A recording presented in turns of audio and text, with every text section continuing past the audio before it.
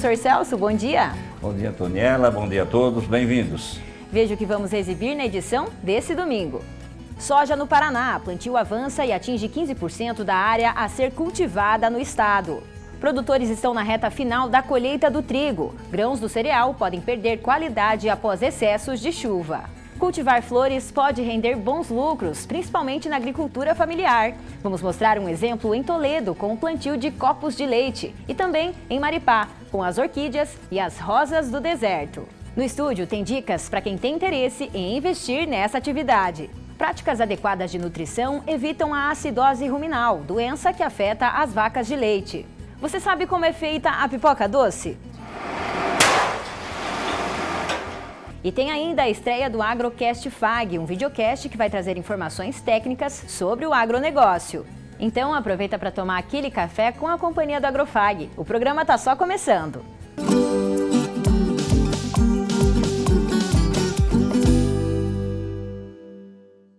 O tempo firme no início dessa semana acelerou o plantio da soja no Paraná. Segundo o DERAL, a área plantada no estado já atingiu 15%.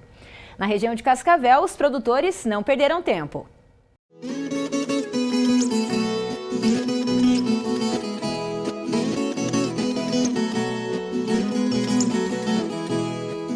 Os maquinários voltaram para as lavouras e o plantio da soja ganhou ritmo nesta semana.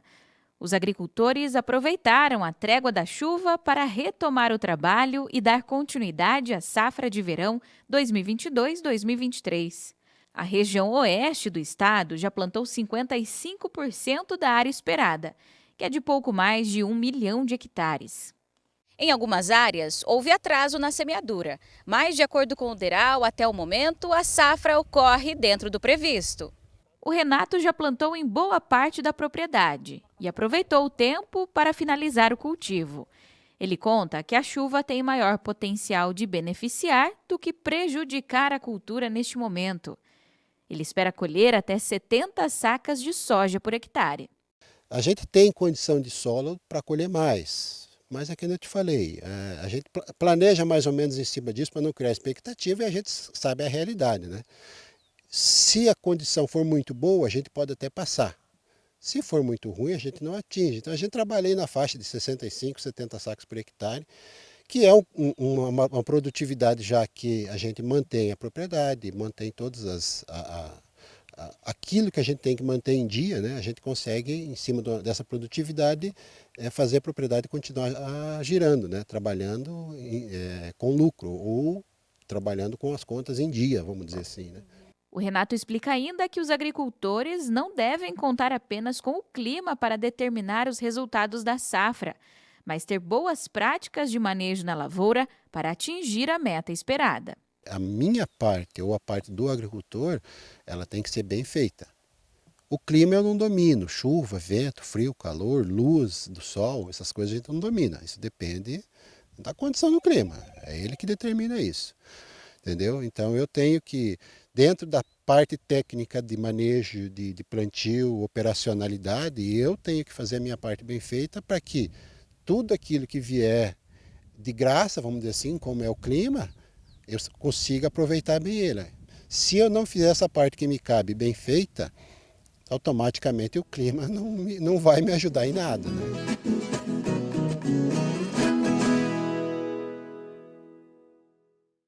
Professor, o tempo colaborou essa semana para que os produtores prosseguissem com o plantio da soja, né? Com certeza. Um período chuvoso que nós estamos tendo aí deu uma janela para os agricultores plantar, né? E o agricultor aproveitou esse momento.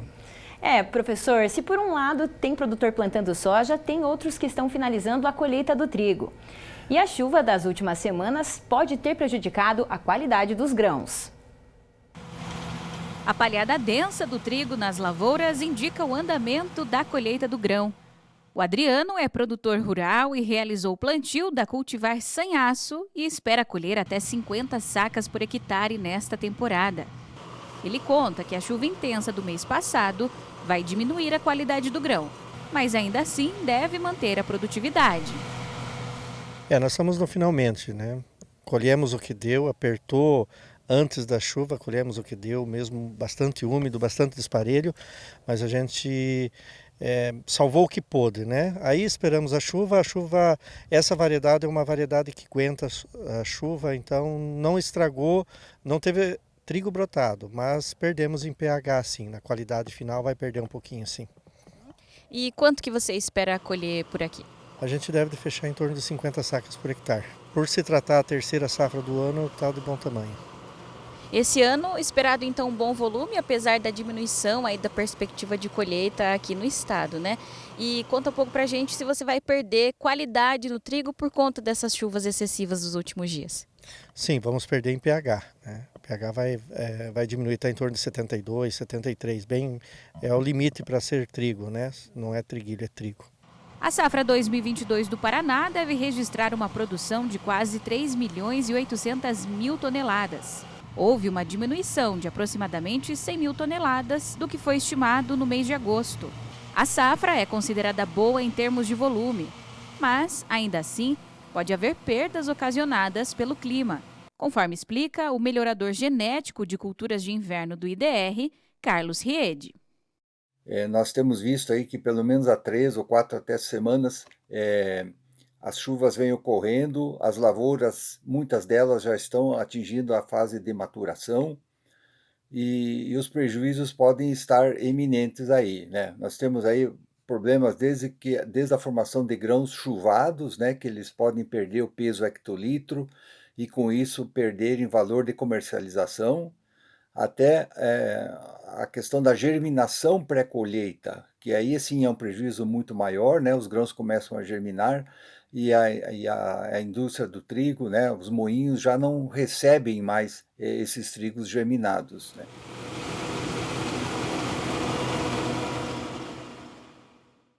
Professor, então a gente vê que a chuva pode afetar diretamente na qualidade do grão, né? Com certeza, são vários fatores que afetam a qualidade do grão do trigo e uma delas é a chuva. Em final de colheita, se chover, vai alterar o pH. pH baixo, preço do produto mais baixo. As hortaliças folhosas são plantas exigentes em mão de obra desde o preparo do solo até a comercialização e possuem ciclo curto, o que permite vários cultivos durante o ano. Esse é o assunto do quadro Isa na Fazenda. Bom dia, Isa!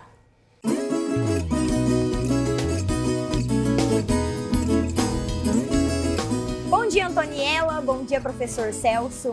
As folhosas ocupam lugar de destaque no cenário nacional da olericultura brasileira. De acordo com o levantamento do cenário Hortifruti Brasil, apenas 4 culturas envolvem 1,5 milhão de produtores, sendo elas alface, repolho, couve e o brócolis. A área dedicada à produção das folhosas é de 174 mil hectares. 50% delas é ocupada pela alface. Já o repolho corresponde a 15% e a couve-folha 6%, enquanto as demais culturas deste segmento ocupam o restante. Além de se destacar por ser a folhosa mais consumida no Brasil, atualmente a alface movimenta um montante de 8 bilhões de reais apenas no varejo, com uma produção de mais de 1,5 milhão de toneladas ao ano, plantadas principalmente na região Centro-Sul. Entretanto, por se tratar de um produto altamente perecível e largamente consumido, é cultivado em todas as regiões, especialmente em áreas próximas dos grandes centros, os chamados cinturões verdes.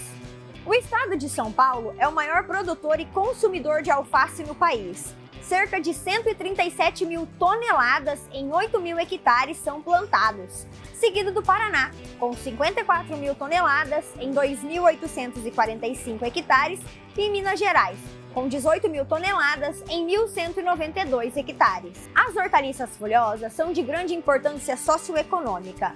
Além de substancialmente nutritivas, geram emprego e renda em todos os elos de sua cadeia produtiva. São plantas exigentes em mão de obra, desde o preparo do solo até a comercialização, e possuem ciclo curto, o que permite vários cultivos durante o ano. E o grupo das folhosas foi recentemente incluído no Sistema de Produção Integrado Agropecuário da Cadeia Agrícola do Ministério da Agricultura, Pecuária e Abastecimento. O protocolo de boas práticas subsidiado pela pesquisa científica será capaz de reduzir em até 30% os custos do produtor de hortaliças folhosas. E além dos benefícios econômicos, procura aumentar a sustentabilidade da atividade, a segurança e o bem-estar do trabalhador, além da qualidade dos alimentos produzidos. Trata-se de uma normatização que engloba todas as etapas de produção, estabelecendo práticas e procedimentos a serem seguidos por produtores que queiram aderir ao programa. O cumprimento atestado das práticas concede ao produtor um selo de qualidade que agregará valor aos seus produtos. Não deixem de nos acompanhar no @agrofag e ficar por dentro de mais novidades. Nos vemos na semana que vem e até mais! Um dos grandes problemas que afetam os rebanhos da bovinocultura de leite é a acidose ruminal, doença causada por um desequilíbrio entre a produção de ácidos no rumen da vaca e a neutralização deles. Algumas práticas podem equilibrar a nutrição e evitar que o problema aconteça. Veja só. A rotina começa cedo aqui na propriedade da família Vesaro, no interior de Santa Teresa do Oeste. A partir das 6 horas da manhã, a Pamela, a filha mais velha dos proprietários, começa os trabalhos na estrebaria. A produção aqui é de 700 litros de leite por dia. E para que esse desempenho seja mantido, a nutrição dos animais precisa ser adequada. Nos coxos, logo após a primeira ordenha, as vacas recebem silagem de milho e ração, preparada com concentrados, à base de farelo de soja e trigo, além de caroço de algodão. A gente faz acompanhamento nutricional, a veterinária vem, passa a dieta com caroço de algodão, farelo de trigo, quirera, farelo de soja e os tamponantes, o núcleo, o sal, tudo que precisa para elas. E essa dieta contém todos os nutrientes para ter uma nutrição equilibrada para o animal. Todo esse cuidado com a alimentação é para evitar uma doença conhecida como acidose ruminal, que atinge o rumen das vacas, um dos órgãos onde acontece a digestão. Nós temos um rumen que é uma câmara fermentativa, né? Nós temos lá bilhões de bactérias por centímetro cúbico. Essas bactérias fazem a quebra do alimento ali dentro do rumen. Toda vez que essa bactéria tem a sua atuação, ela acaba liberando ácidos graxos voláteis, que são esses gases. E com isso acaba mudando o pH quando tem uma grande quantidade e ela não é neutralizada. Então, quando nós temos uma dieta no qual apresenta fibra efetiva em menor quantidade, que seria aquela fibra que é reconhecida lá pelo rumen, ela é mandada novamente para a boca, na boca faz a ruminação e ocorre a produção de saliva, ao retorno dessa saliva para dentro do rumen, onde ela estaria neutralizando esse pH, isso não acontece. Então, quando nós temos uma dieta com uma fibra muito pequena, o tamanho de partícula muito pequena, e acaba não ocorrendo essa ruminação, nós dizemos que temos uma fibra não efetiva. Com isso, esse aumento de produção de ácidos graxos voláteis, principalmente o propiônico, né, que posteriormente dá condição de aumento de bactérias que vão produzir ácidos láticos, acabam diminuindo muito o pH. E isso consiste nessa doença, nesse quadro onde o animal acaba entrando, que se chama acidose ruminal. Alguns sinais apresentados pelos animais são a diminuição no consumo de alimentos e na produção de leite. O animal apresenta um quadro de apatia, ele diminui o consumo alimentar. Diminuindo o consumo alimentar, entra menos nutrientes para esse organismo. A fisiologia do animal começa a diminuir e, com isso, a consequência da baixa de produção de leite. É preciso atenção, porque a acidose pode se manifestar de maneira silenciosa, a chamada forma subclínica. A acidose subclínica é aquela que a gente não percebe, né? O animal está chegando, ele consome alimento numa condição às vezes um pouco menor do que ele estaria consumindo e começa a diminuir a produção leiteira e que às vezes não se percebe. Então é subclínica, não está aparecendo ainda no histórico do animal. A clínica é quando você já começa a perceber que esse animal apresenta sim esse quadro na propriedade, no qual ele começa já a não vir se alimentar, diminui o consumo alimentar, com isso diminui a produção e ele começa a apresentar alguns sintomas característicos, né, da doença, fazendo com que então você observe que esse animal entrou no quadro de acidose clínica. Uma das maneiras de evitar a acidose é adicionar na alimentação o uso de fibras com tamanho adequado para estimular a ruminação, além do uso de tamponantes, substâncias que neutralizam os ácidos presentes na dieta. Para corrigir, né, nós temos alguns produtos específicos, né, que são adicionados na dieta. São tamponantes ou corrigir com mais fibra. podemos entrar aí com feno, mais uma casquinha de soja, trabalhando um produto que realmente vai dar uma condição dessa ruminação e pelo menos tamponar nesse período que está acontecendo a acidose. Se isso não for corrigido, com a mudança de pH, começamos a ter uma mudança não só pH ruminal, mas também a sanguínea. E a consequência lá no final de tudo isso são as chamadas laminites, que aí sim, nós temos aí uma inflamação nas lâminas, né, que posterior no casco e que acaba levando aí aquele aumento de volume que o produtor acaba enxergando isto e acaba muitas vezes aí dando uma paralisia e uma perda de produção muito grande na propriedade. Uma atividade na Fazenda Escola da FAG, em parceria com a empresa Crop Farm, orientou os estagiários do curso de agronomia a fazer a regulagem correta nos bicos dos pulverizadores. Eles também aprenderam sobre a importância do uso de adjuvantes. Veja só. A pulverização de defensivos agrícolas é uma prática importante, utilizada para manter as lavouras protegidas. Nesta demonstração na Fazenda Escola, os técnicos da empresa Crop Farm apresentaram para os estagiários do curso de agronomia 2 técnicas para melhorar a eficiência da pulverização. Uma delas é o uso de adjuvantes, produto que reduz a perca por evaporação e deriva, através da padronização da gota. O nosso produto é chamado Invictus. A principal função dele é essa questão de deriva. O que seria isso? Hoje a gente tem uma grande perca de produtos, de insumos agrícolas com relação à deriva e perca de evaporação. Então esse produto ele vem para agregar a parte de aplicação, certo? É um adjuvante à base de óleo de soja e mais alguns princípios ativos que faz com que ele consiga que a gota fique mais permanente na planta. Com relação a temperaturas altas, que a gente tem uma questão de evaporação muito alta, a gente com o produto em si, ele consegue diminuir a gota que teria uma evaporação de 2,5 segundos para 18 segundos na planta. Consequentemente, a absorção do produto na planta é superior, então a gente tem uma rentabilidade maior na aplicação. Nesta simulação, os estagiários puderam comprovar os efeitos do produto. A gente gosta mais de falar também a abertura desta parte aqui, que é você consegue abrir o leque certinho, o cone certinho, e que aqui você vê que está vazio, você vê que aqui não molha no meio. Nós trouxemos uma tecnologia que a gente chama de robozinho, que é onde nós mostramos e simulamos a aplicação de um pulverizador. Então, de um lado nós deixamos só água e do outro lado nós acrescentamos o adjuvante com o robozinho ligado, mostrando a abertura correta que tem que ter no bico, mostrando também a parte de questão de deriva, onde não tem o adjuvante você vê a deriva e perdendo o produto, e aonde tem o adjuvante você reduz a perda de produto e reduzindo a deriva. A outra técnica demonstrada foi a do uso de um manômetro digital para medir a pressão dos bicos do pulverizador, já que a condição das pontas influencia no resultado da aplicação. Por isso, a revisão deve ser feita regularmente. Hoje o aparelho que a gente utiliza hoje é chamado de Spray Flow. Ele é um aparelho onde tem um fluxômetro digital e um manômetro digital.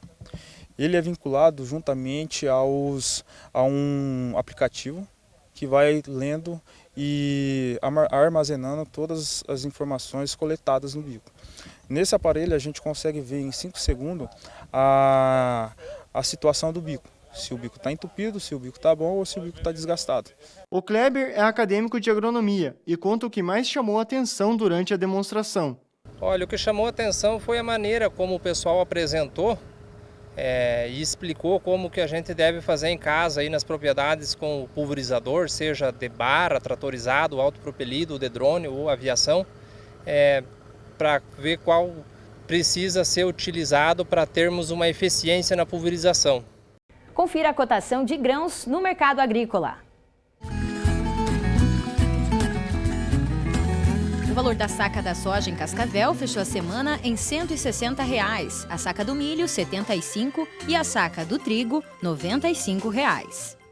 Depois do intervalo, cultivo de flores, uma atividade que pode ser lucrativa para os produtores do oeste do Paraná, mas que exige atenção com o clima, muita mão de obra e orientação técnica. É já já.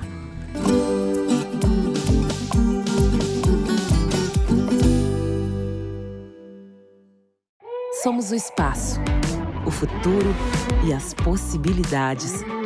Somos saúde, ciência, carinho e amor. Propósito, emoção e caráter. Somos agro, meio ambiente e inovação. Empreendedores. Somos a novidade e o pensamento.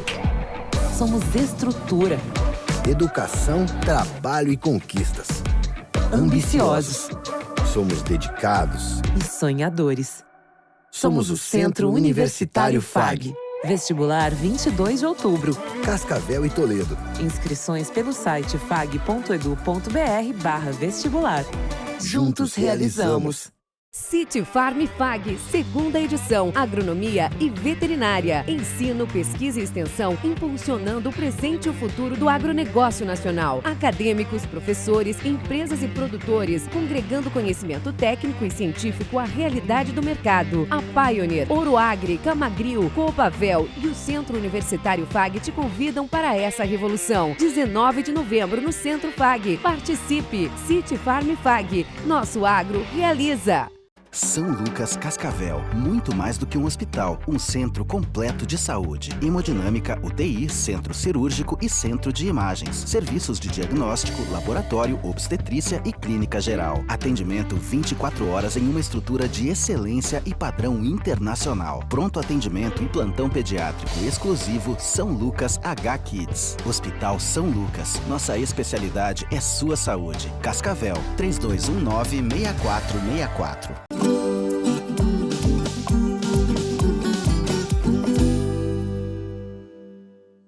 O cultivo de flores não é comum no Paraná, mas pode ser uma opção para pequenos produtores rurais, principalmente aqueles ligados à agricultura familiar. Em Maripá, por exemplo, o que começou como um hobby se tornou uma atividade econômica importante. Hoje, o município é responsável pela produção de quase metade das orquídeas do Paraná. E existem produtores cultivando também outras variedades de flores. A floricultura está presente em 109 cidades do Paraná e movimentou neste ano quase 160 milhões de reais. De acordo com o DERAL, os gramados e as plantas ornamentais participam com 75% dos produtos do segmento.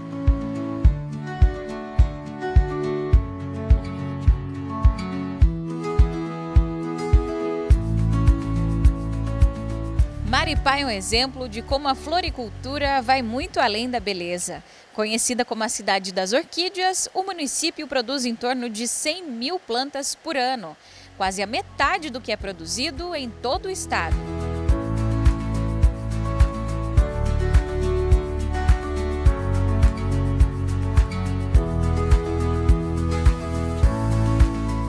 O perfume delicado e as cores diversificadas encantam os olhos de quem passa por um dos orquidários de Maripá. O Elemar é orquidicultor e conta que no início o cultivo era apenas para a coleção. Hoje ele produz variedades que são enviadas para todo o país. Começamos com poucas plantas, primeiro por hobby, né? E depois acabou se tornando uma atividade comercial para nós, que Maripá tinha a tradição de amarar orquídeas em árvores. E com isso surgiu uma demanda, né? Procura pela compra de mudas e de flores aqui na cidade. E a gente acabou se interessando também na atividade na época e começamos aos poucos uma pequena produção que foi crescendo a cada ano. E tem uma estimativa de mais ou menos quantas mudas vocês produzem? É mensal? Como que funciona essa produção? A gente trabalha com um número grande de variedades. Para você ter uma ideia, a gente trabalha com mais de 1000 variedades de orquídeas. Então, e cada variedade tem a sua peculiaridade. Algumas são de crescimento rápido, outras demoram bastante, né? Até 6, 7 anos, até a primeira florada, né? Então, existem bastante diferenças, né, entre as espécies, mas a gente tenta, assim, diversificar o máximo possível, que é o que o cliente procura, né, para sua coleção. Ele sempre quer algo diferente, algo novo. Então a gente sempre faz um trabalho em cima voltado, né, a fim de atender a esse público. E nós estamos hoje com mais de 500 mil plantas em cultivo. E para quem deseja investir na atividade, as flores podem ser uma fonte de renda para os agricultores? Pode, com certeza. É uma atividade como qualquer outra, né? E é importante só a pessoa se ater um pouco às técnicas também, que não são muito difíceis, né? A gente até ensina, existem vários cursos na internet hoje, tem essa facilidade, que tem bastante informação, né, sobre dicas de cultivo e como cultivar. E antes de começar o cultivo, começar aos poucos e fazer no mercado. Apesar da pequena participação no valor bruto da produção agropecuária, muitos agricultores familiares encontraram na paixão pelas flores uma fonte de renda significativa na propriedade. Na linha Alto Aurora, na área rural do município de Maripá, a produção das rosas do deserto também trouxe rentabilidade para o cultivo que era apenas pessoal. Hoje a estufa conta com mais de 8.000 plantas, com o destaque para as cerca de 500 cores diferentes desta flor. Essas variedades são produzidas pela Eudina, que é a proprietária da estufa. Aqui ela realiza todos os processos, desde o plantio até os enxertos, que vão determinar as variações das flores.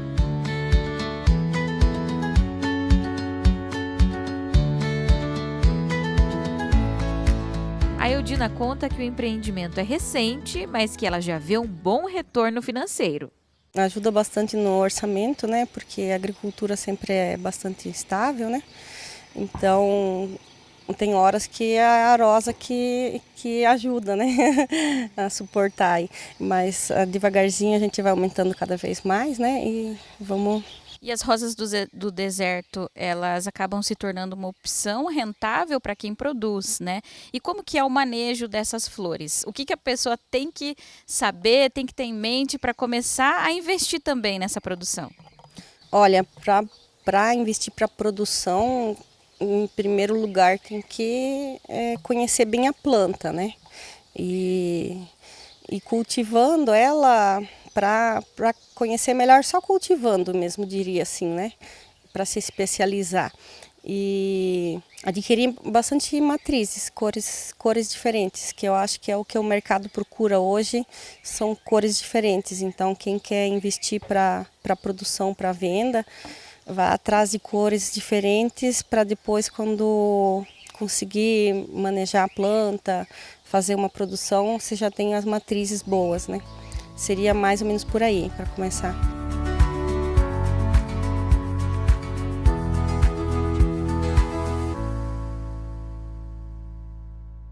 Aqui no estúdio a gente continua falando sobre floricultura. E para isso a gente recebe a Erivan Marreiros, que é extensionista do IDR Paraná e também tem uma ampla experiência aí com flores, né? Seja bem-vindo, Marreiros, bom dia.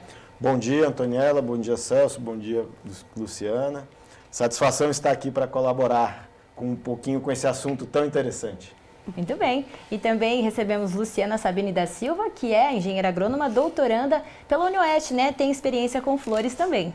Bom dia, muito obrigada pelo convite. É uma honra estar aqui discutindo um pouquinho esse assunto com vocês. Muito legal. E é um assunto que tem trazido oportunidades aqui para os produtores no oeste do Paraná, né? Vocês que estão aí lidando com flores há um tempo, essa é uma área que tem realmente crescido aqui na nossa região, que tem trazido oportunidades?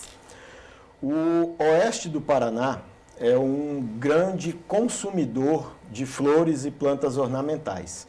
A demanda é altíssima devido à quantidade de eventos, devido às pessoas gostarem de cultivar, de ter flores na sua casa para ornamentar, mas ainda não somos um grande produtor de flores. Embora haja um potencial gigantesco por conta das condições climáticas, ambientais, o solo, né, ser rico e permitir também o desenvolvimento dessa atividade. Falta talvez um empurrãozinho e essa percepção de que é uma atividade, sim, muito interessante e seria uma ótima oportunidade de renda para até mesmo os pequenos produtores rurais. Sim, e é uma atividade linda de se ver, né? A gente vê a beleza das flores, exemplo que a gente teve na reportagem de Maripá, com as orquídeas, com a rosa do deserto. É uma área linda, mas que exige mão de obra o tempo todo, né, Luciana? Sim, com certeza. É uma atividade que exige mão de obra. A gente não tem muitos equipamentos que vão auxiliar, então a gente precisa de pessoas trabalhando ali em contato direto com essas plantas para que a gente tenha um desenvolvimento adequado. Vocês desenvolvem pesquisas, né, nessa área da floricultura e vocês têm visto que, assim como o Marreiros comentou, o Oeste ele tem esse potencial, principalmente em relação ao clima, à qualidade do solo, tem esse potencial para que os produtores possam começar a investir nessa área? Com certeza. Lá na UniOeste a gente trabalha com mais de 25 espécies de flores que estão se adaptando super bem aqui na nossa região. A gente tem um clima aí dessa temperatura nossa entre os 25 e 28 graus Celsius em média, as características de solo. Então são características edafoclimáticas que trazem aí ótimas condições para o desenvolvimento de flores. Vou perguntar para a doutora Luciana, né? Luciana, a pandemia deu um break em algumas coisas, em eventos, né? Mas ela favoreceu outras coisas também, né? A floricultura familiar, a floricultura caseira, né? O que você pode dizer disso aí? Com certeza. Lá no início da pandemia, a gente teve uma redução muito grande nas vendas de flores, principalmente pelo fato de que os eventos não ocorreram, então as pessoas ficaram dentro de casa. Mas, ao mesmo tempo, a gente teve uma valorização do paisagismo em condomínios, dentro dos apartamentos, nos jardins de casa. Então, cada vez mais a gente vê a floricultura e o paisagismo trabalhando aí em conjunto com a engenharia, com a arquitetura. Também passou a ser um hobby de muitas pessoas que ficaram em casa, né? Então, para se distrair, para liberar esse estresse, para a saúde mental, trouxeram o paisagismo e a floricultura como uma alternativa. E a floricultura, como você falou, né, Luciana, um hobby que pode se tornar algo rentável, pode trazer lucro. A gente tem um exemplo disso. Lá em Toledo, a produtora Evandra encontrou nessa atividade da produção de copos de leite, se tornou algo rentável. Então, a gente tem o depoimento dela. Vamos assistir. A flor copo de leite é uma espécie originária do sul da África. Delicada e imponente, se tornou uma das plantas ornamentais mais populares e utilizadas em decorações. Cultivada em ambiente úmido, o copo de leite necessita de sombra e água fresca para florescer. O cultivo é uma alternativa de rentabilidade. Em uma propriedade de São Miguel, distrito de Toledo, a flor trouxe junto com a beleza o empreendedorismo, agregando valor à atividade da agricultura familiar. Com uma área de pouco mais de 800 metros quadrados, o cultivo das flores começou por aqui há 27 anos, de maneira despretensiosa, como um hobby. Pouco tempo depois, o cultivo dos copos de leite trouxe rentabilidade para a propriedade. A Evandra é quem cuida do canteiro e apostou na expansão da área depois de receber uma encomenda especial: decorar a igreja da festa de São Cristóvão. A partir daí, a produtora encontrou uma oportunidade no ramo das flores. E uma decoradora viu a Neca Eventos. E ela começou a pedir sempre mais copo de leite, começou a pedir, eu quero para um buquê de noiva, eu quero fazer uma mesa de doce. E ela sempre começou a pedir. E eu vi ali uma oportunidade de eu estar agregando mais um negócio na propriedade. E foi crescendo até ter esses 850 metros quadrados. A Evandra explica que o cultivo do copo de leite é feito de forma totalmente manual. Quem deseja investir na produção deve estudar sobre o manejo da flor e observar o clima da propriedade. Como que funciona as técnicas de manejo dos copos de leite? Aqui a gente percebe que a terra tem que estar bastante úmida, né? Como que funciona essa técnica? Tem que ter sombra, acima de 50% até 80% ele quer sombra, água. Eu tenho as canaletas que passam água. Eu também tinha aspersão, mas eu percebi que a aspersão ela dava tipo uma doença na folha, dá uma ferrugem. Aí eu desisti da aspersão. Então eu só estou mantendo com a irrigação por nível, né? Que eu tenho um açude lá em cima, que ele vem jogando água e irriga assim por nível. E segurar limpo, porque o mato vem e toma conta e acaba com a plantação. Então tem que segurar as ervas daninhas de lado. E como que você faz essa técnica de limpeza das plantas daninhas? Você usa algum tipo de herbicida, alguma coisa, ou é tudo bastante manual? Luva, saco no chão, ajoelha, arranca tudo com a mão e joga fora do canteiro. Não pode deixar dentro, senão ela pega de novo. É bem, tudo manual. Limpeza, manuseio, colheita, é tudo manual. E depois daqui, depois da colheita, qual o próximo passo aí para onde é o destino do copo de leite? Depois que eu recolho eles aqui do canteiro, eu levo para minha sala de armazenamento, ela é climatizada, lá eu coloco numa caixa e daí eu classifico eles por tamanhos, embalo e guardo na geladeira. Para eventos fica ali 4 dias no máximo e daí eu já entrego na quinta ou na sexta, dependendo do dia do evento, já entrego direto para o cliente e às vezes diretamente no salão. Para os particulares que eu entrego para restaurante, estética, consultórios, aí então eu recolho, botão, já embalo bonitinho e já faço logo a entrega no mesmo dia. Então tudo com lista de pedidos, tudo organizadinho. E para quem deseja investir na atividade da floricultura, qual é a dica que você dá para quem quer investir aí nas flores?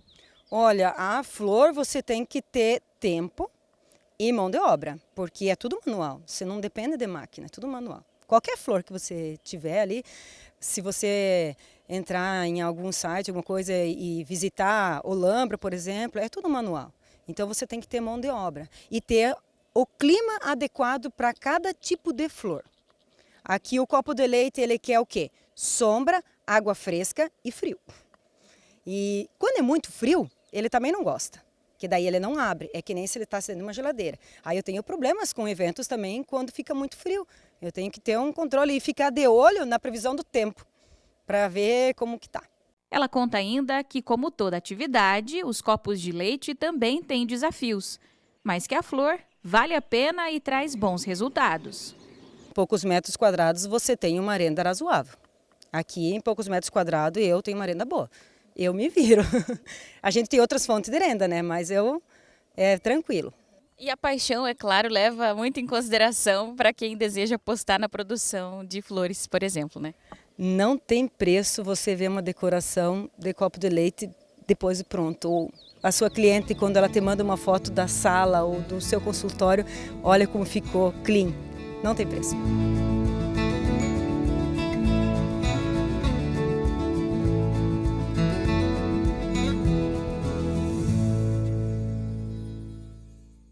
Realmente muito linda a produção dos copos de leite da Evandra. Como ela falou, traz essa felicidade, traz essa beleza das flores, mas também muita mão de obra, muito trabalho. E é isso que os produtores que têm vontade de investir nessa área têm que ficar atento, né? Tem que prestar atenção.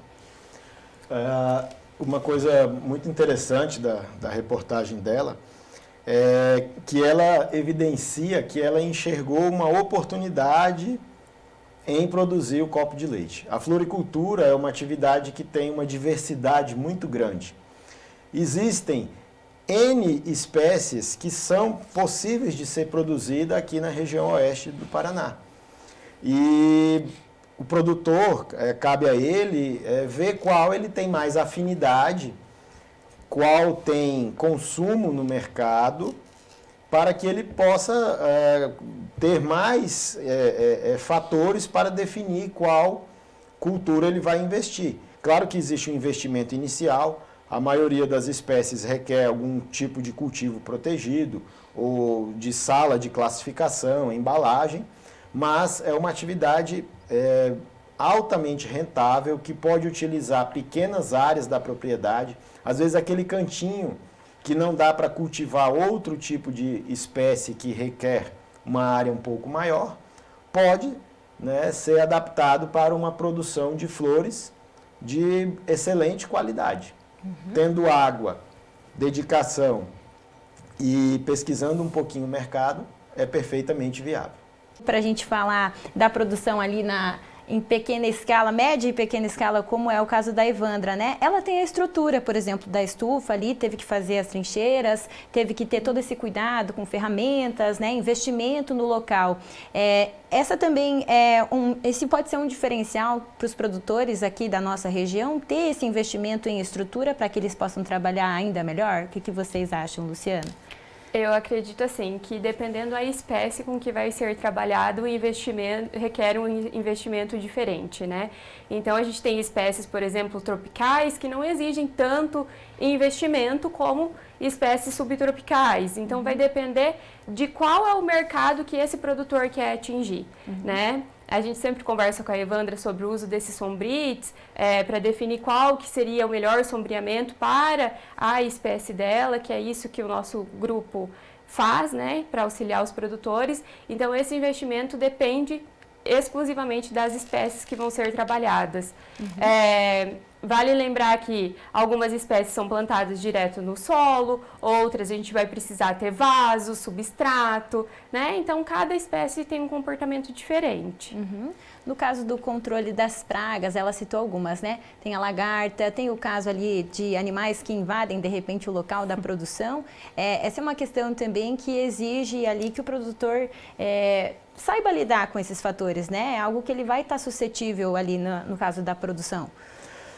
O controle de pragas e doenças, que, diga-se de passagem, ele é considerável, não digo que é alto, mas ele é relevante e importantíssimo dentro da atividade da floricultura, porque ela geralmente são espécies que são acometidas de uma certa diversidade de pragas e doenças.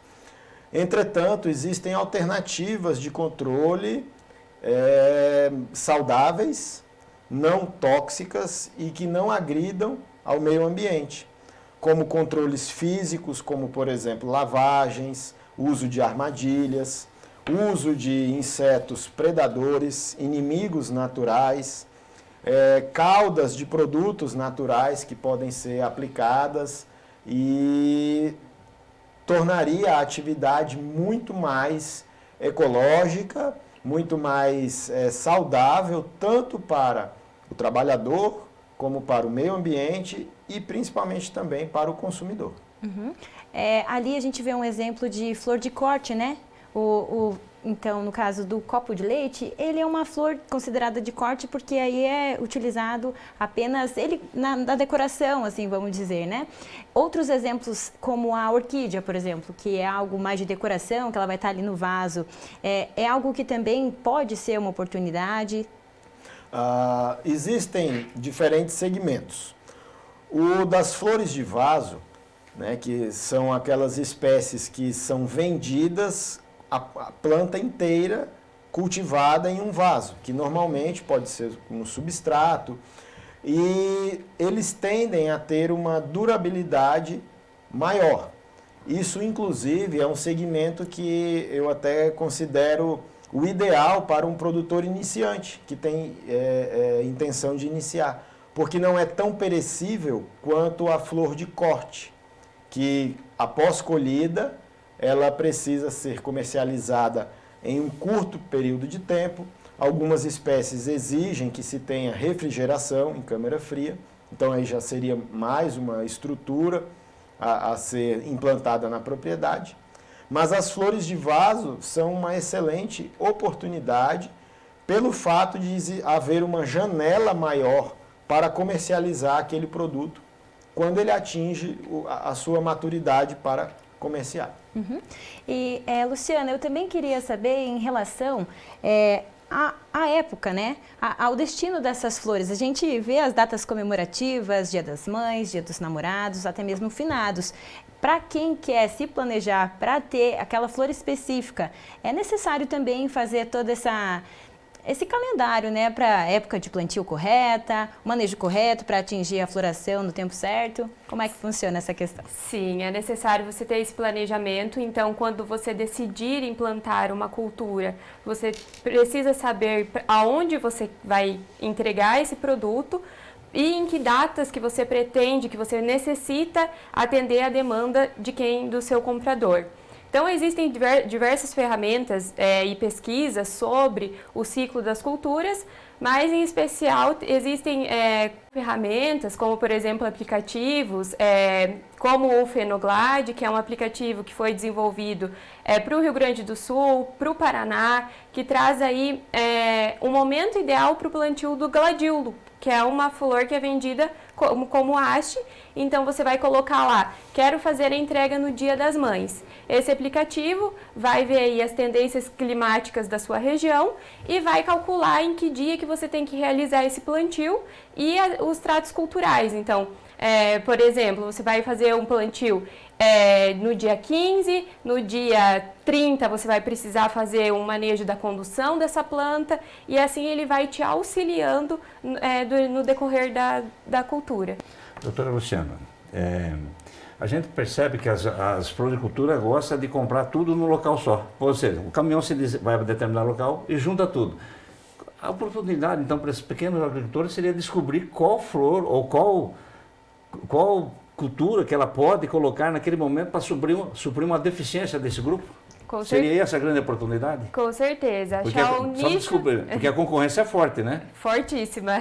Eu acho que o principal distribuidor, então, é o Olambra, mas existem nichos de mercado onde esses produtores podem fazer entrega.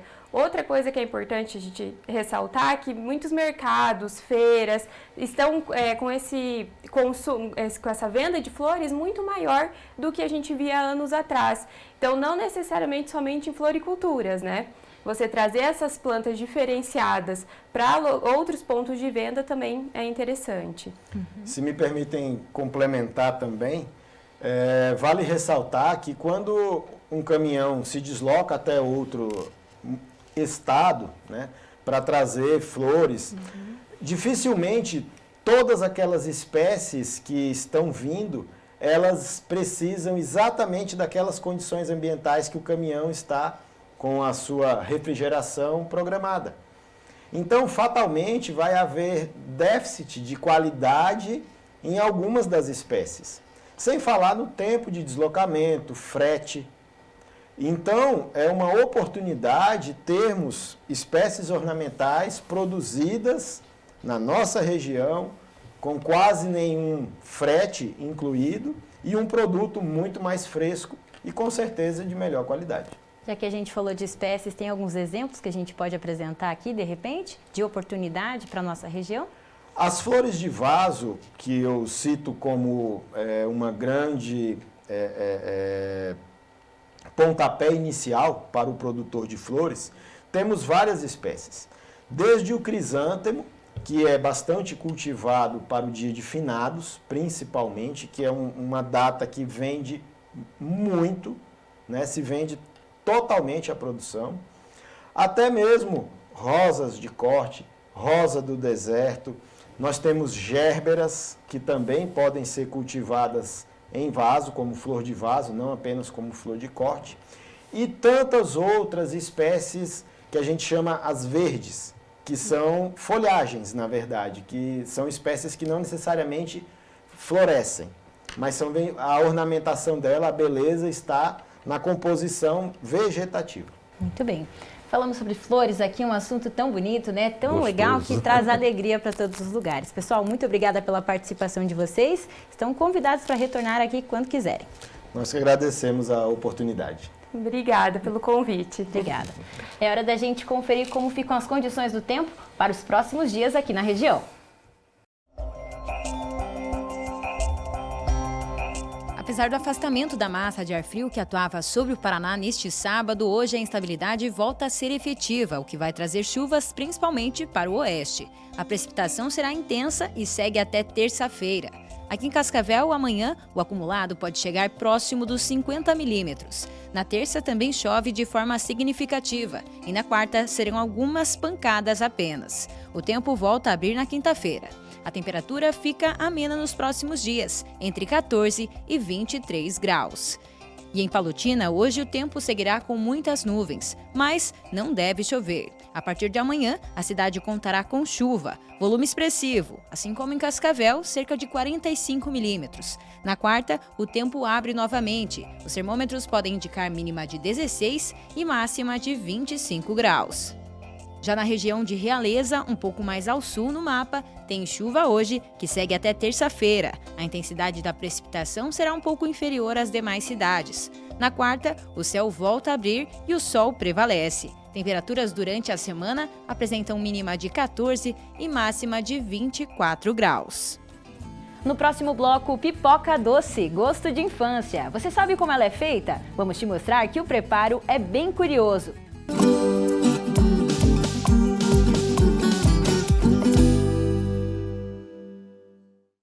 Somos o espaço, o futuro e as possibilidades. Somos saúde, ciência, carinho e amor. Propósito, emoção e caráter. Somos agro, meio ambiente e inovação. Empreendedores. Somos a novidade e o pensamento. Somos estrutura. Educação, trabalho e conquistas. Ambiciosos. Somos dedicados e sonhadores.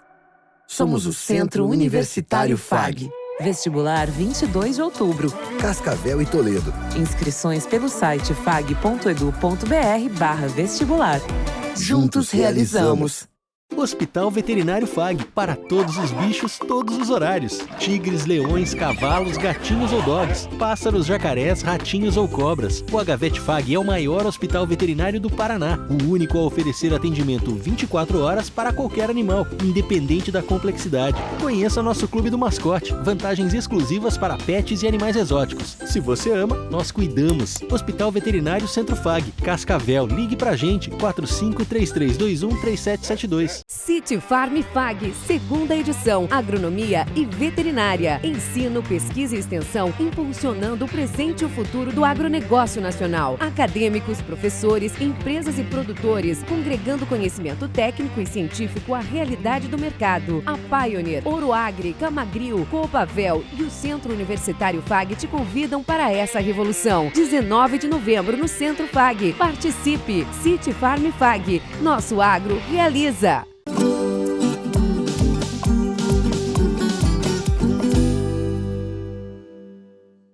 Em Santa Teresa do Oeste, a família Rocha está há 25 anos no ramo de produção de pipoca doce e se tornou referência na comercialização desse produto. Feita com canjica, um tipo de milho cultivado principalmente na região centro-oeste do Brasil, a pipoca doce tem uma curiosidade bastante interessante: a forma como é produzida. Quem vê a pipoca assim nem imagina o processo curioso da fabricação. O sabor nostálgico, que marcou muitas gerações, é conhecido pela tradicional embalagem vermelha. Mas de onde vem o milho da pipoca doce? A variedade utilizada é do tipo canjica, ideal para que a pipoca fique macia e sem casca. Cultivada principalmente na região centro-oeste do Brasil, a variedade segue as mesmas técnicas de manejo do milho convencional e pode ser plantada na primeira safra ou na safrinha. De acordo com a Embrapa, a região mato-grossense da Chapada do Parecis corresponde por 75% da produção nacional do milho para pipoca. A produção fica em torno de 300 mil toneladas. Esta fábrica de pipoca doce aqui em Santa Teresa do Oeste funciona há 25 anos. No início, a indústria produzia cerca de 20 fardos de pipoca como este. Com a expansão, hoje a empresa fabrica uma média de 1.500 fardos por dia. E é no processo de fabricação que está a maior curiosidade. É com o estouro de canhões expansores que começa a produção da pipoca doce. O equipamento é aquecido a gás e funciona através de um sistema de rotação. A indústria utiliza, em média, 700 sacas de milho canjica por mês. Cada preparo dura em torno de 3 minutos. Com a abertura do canhão, a diferença entre a pressão externa e interna proporciona a expansão da canjica. Depois de estourada, a pipoca passa por um processo de seleção. A próxima etapa é a caramelização na drageadeira, também aquecida a gás. A Jéssica é gerente da indústria e explica que o diferencial da produção é que não são acrescentados conservantes químicos. Ele fica ali uma média de 1 hora, onde ele recebe um melado de água e açúcar. E depois desse processo já é feito o envasamento daí do produto nas máquinas, né? O seu João é o proprietário da fábrica. Devoto de Nossa Senhora Aparecida, ele destaca que hoje a indústria conta com um sistema 100% automatizado, mas que no início os processos eram quase que artesanais. Tenho orgulho de dizer que muitas vezes coloquei 5, 6 fardos de pipoca em uma bicicleta e fui entregar no supermercado. Tá? Isso daí a gente faz. Hoje, nós, graças a Deus, estamos tudo em prédio próprio, estamos todo estruturado, graças a Deus, com um produto muito bom. Temos a maior alegria quando alguém vem conhecer nossa fábrica, como é produzido, o que é produzido, né? Seu João conta com orgulho da responsabilidade em fabricar tantas memórias com gostinho de pipoca doce. É muito contente quando a gente chega assim e dizer, não é só criança que come pipoca, né? Hoje a gente tem, né? Somos nós adultos que consumimos também bastante pipoca, né?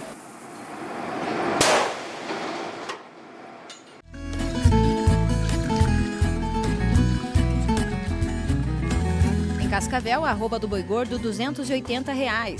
O quilo do suíno, R$ 6,80 e o quilo do frango, R$ 4,91. Essa semana marcou a estreia do Agrocast FAG, o videocast produzido por nós e transmitido ao vivo em nosso canal do YouTube. Veja como foi.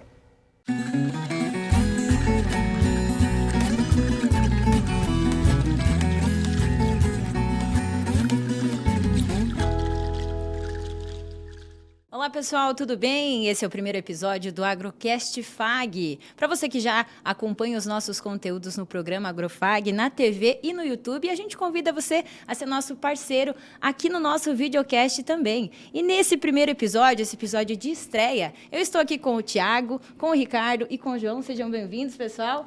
O primeiro episódio do Agrocast FAG contou com a participação da empresa Camagril, que é a concessionária da Massey Ferguson em Cascavel. O tema abordado foi inovação e tecnologia, com destaque para 2 equipamentos agrícolas, a plantadeira Momentum e o pulverizador MF500R. O objetivo do videocast é tratar de assuntos técnicos, trazendo informações sobre o agronegócio. A cada semana, um novo episódio será levado ao ar. Nesse episódio de estreia, a conversa sobre equipamentos agrícolas da Massey Ferguson durou 45 minutos e eu tenho certeza que esclareceu muitas dúvidas dos produtores interessados em adquirir uma dessas máquinas. E quem não viu ao vivo pode assistir a qualquer momento lá no nosso canal do YouTube. Eu quero mostrar de novo para vocês. Essa é a página de abertura do canal. A gente colocou aqui um QR Code, é só apontar o celular para esse código que você já vai ser direcionado para o novo canal. Aproveite e se inscreva. E se você prefere procurar, digite na busca do YouTube, Programa AgroFag, separado. Para assistir ao episódio de estreia do videocast, é só clicar no vídeo, assim. E agora que você já conhece o nosso canal, é só se inscrever. Lembrando também que estamos no Instagram, @agrofag. O Facebook, mesma coisa. E o nosso WhatsApp para você participar com a gente é o 45-3321-3970. Hora da gente conferir as dicas de cursos e eventos e também os destaques das redes sociais. A gente começa trazendo aqui para vocês uma indicação de curso que vai acontecer do dia 16 ao dia 18 de novembro, das 8 horas da manhã até as 5 horas da tarde. É o curso de manejo e ordenha. Será realizado lá no Sindicato Rural e para contato, para você que quer fazer esse curso, é só ligar no 45-999420063 ou mandar um WhatsApp. A gente tem aí agora uma indicação de evento, Feira Paranaense de Energias Renováveis, de 26 a 28 de outubro, no fim do mês. Será realizado lá no Centro de Convenções e Eventos de Cascavel. Temos a programação na próxima tela. Como a gente pode ver, então, são 3 dias com vários assuntos que serão abordados em relação às energias renováveis. Alguns exemplos que a gente traz aqui para vocês: depoimentos de produtores rurais que utilizam energia solar. Tem também programa Renova Paraná, com linhas de apoio do governo estadual. Então, toda essa programação completa, para quem quiser participar, pode se inscrever para esse evento que vai acontecer então no dia 26 até o dia 28 desse mês. Agora a gente traz uma indicação aqui, que estão abertas a partir dessa semana as inscrições para a Escola da Agroinovação de Cascavel. Então, para quem quiser se matricular, né, matricular os seus filhos, principalmente na Escola da Agroinovação, essa semana a Secretaria de Educação e Esporte vai encaminhar o edital para a escola e as inscrições estarão abertas. O telefone, para quem quiser saber mais detalhes em relação a essas inscrições, é o 459-9918-0554.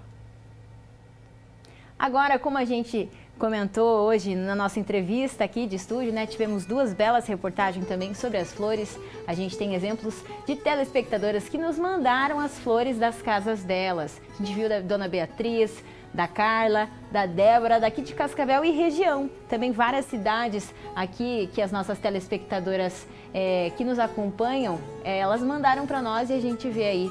Que lindas essas flores!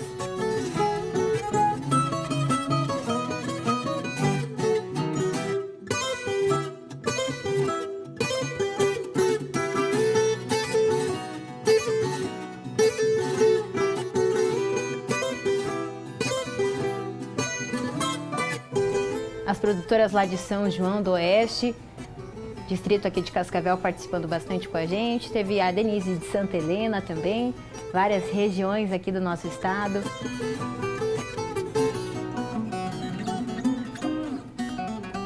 Flor traz alegria, muito traz bonito. Esperança, né, professor? Muito bonito. É a primavera, né? Primavera também, essa estação linda e cheia de vida. E olha só essas flores lindas também que as nossas telespectadoras nos mandaram. É com essas imagens que a gente encerra o programa de hoje. Professor Celso, quero reforçar que quem está em casa, que participe com a gente, né? Assim como a gente viu nessas imagens. E boa semana para o senhor. Boa semana para todos. Tchau, tchau, pessoal. Até mais. Tchau.